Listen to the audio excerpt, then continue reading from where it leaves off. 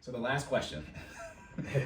Last fitness question. We got some more questions. The last fitness question. Yeah, no, we don't hear you talking no more. We took 4 hours. All right, last question. Benefits of active recovery. Do you want me to read these off one by one?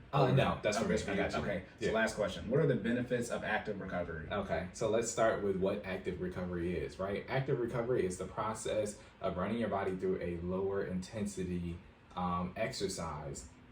Usually, depending on how you want to implement active recovery, either immediately following your workout, on your off days, or in between the sets of your workout, right? So all of those are considered active recovery, and it just depends on your implementation method on how you want to use that on your own fitness journey, how it works out, right? So that being said, what are the benefits of active recovery? When you implement active recovery, it basically allows you to sustain high periods of exercise for longer periods of time. So basically it makes your workout better. Let's just keep it simple.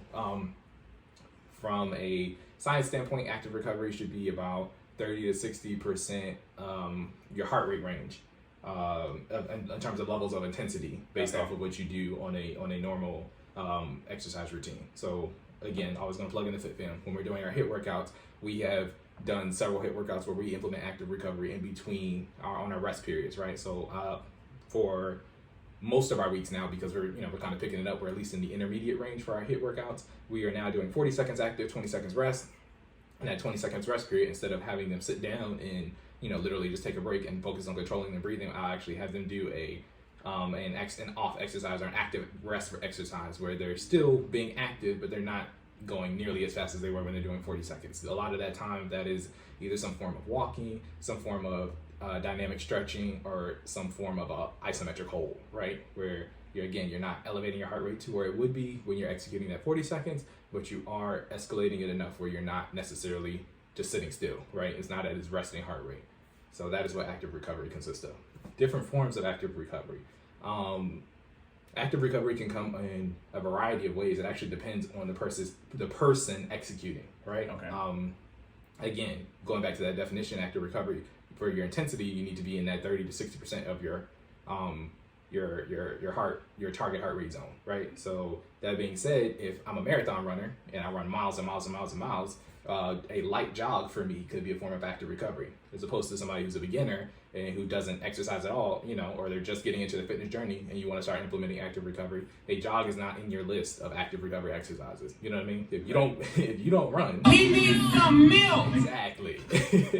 If you don't run, running is not in your list of active recovery. Not moving would be your active recovery. Exactly. You're on the ground in starfish position. Well, that's like that. That's another thing. So there's actually passive recovery, which is that's not active. Yeah, that's different. Okay, I'll put that on the list. Yes, passive recovery is. I'll just go ahead and mention it real quick. Passive recovery, because I got 6 minutes. You want time? Look, passive recovery is actually the act of just completely taking a break, meaning you're doing minimal muscle contractions at that point in time, or on a daily basis, or whatever your defined rest period is, to get your body to move. So you don't, basically you're just not trying to burn calories at all, right? Some people are so inactive that when they get active, they can't even actively recover. Right. They're right in the passive. Exactly. That's pretty much how that goes. Say less. I didn't know they just skipped it. You're so out of shape, you just skipped a whole part. Literally. Let me stop saying that. So you got, it's accurate though. Right. So you're either actively engaged in exercise, you can do active recovery, which is a less intense exercise but still exercise, and then there's passive recovery, which is doing absolutely nothing, and then there's not working out. So not working out and passive recovery are more or less the same thing, just with two different titles, but you actually have to be working out to do passive recovery. You know what I'm saying? So for those who out there who are like, oh, that's the same thing, like I'm passive recovering every day. No. Yes, you are. You are, but no. Like the lies. There you go. Exactly. She said this bitch. I gotta find that clip. There's got to be peaks and valleys, right? Peaks and valleys meaning you know what I mean? You got to actually move your heart rate. You got to leave go, guys. For those who play Monopoly, you got to go around the board to be passive recovery. Okay? You don't get to collect $200 just by sitting there. You actually got to go around the board and come back, right? That passive recovery day is your $200. You don't get it if you never leave. All right? So recommended activities? Recommended activities. Again, there's different per person, but some of the ones that we engage in, again, we implement active recovery in the middle of our workouts, literally in those rest rounds. I know I don't really. Actually, no, we do implement them sometimes in our challenges. So some of our active recovery days consist of yoga. Yoga is actually considered an active recovery exercise. Again, specifically for the fit fam, I got to talk about our group, right? Because we go hard with the HIIT, we go hard with the mileage in terms of cardio. So yoga for us is a lesser activity in terms of target heart rate zone. Yoga's not weak. Go ahead, don't be dumb. It's not though. Let's be clear. If you don't do anything, even if you do anything, if you don't do a lot of flexibility, stabilization, endurance, shout out to that OPT model. That's level 1. If you do not do any type of stretching and you go out here and try to do some yoga, let me know how that works out for you. Right. Look, Cory will tell you it'll break you off quick. It does. Okay. But yeah. So yoga is one of the ways.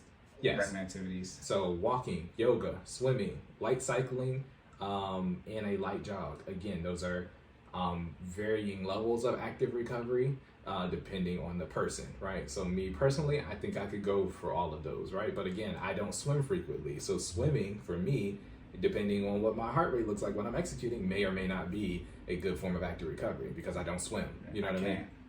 See? Hey, let me I'm unable to right now. Thank you. Once the pandemic's over, I'm put it like this: I'll be able to swim right now. But then the world ended. Like it was on my list of things to do last year. But clearly, man. Yeah. You bring some clothes with you. You know we got a pool over here. We'll get it in.